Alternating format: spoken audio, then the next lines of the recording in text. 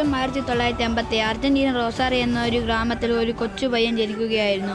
സുഹൃത്തെ, കൊച്ചു നാളു മുതൽ ഫുട്ബോളിനായി വലിയൊരു താല്പര്യമായിരുന്നു.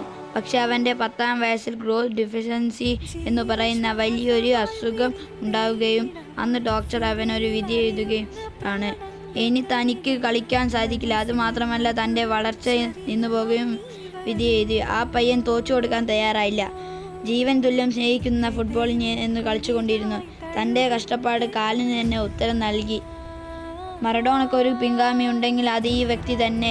തൻ്റെ സ്വന്തം രാജ്യമായ അർജന്റീനയ്ക്ക് 2022 വേൾഡ് കപ്പ് സ്വന്തമാക്കി കൊടുത്ത വ്യക്തിയാണ്. എന്തിനെങ്കിലും പറയണമെങ്കിൽ ലോകത്തെ 8ാമത്തെ അത്ഭുതം ഉണ്ടെങ്കിൽ അത് ഈ വ്യക്തി തന്നെ. ഞാൻ പറയുന്ന വേറെ ആരും കുറച്ചല്ല, ലയണൽ ആൻഡ്രസ് മെസ്സി.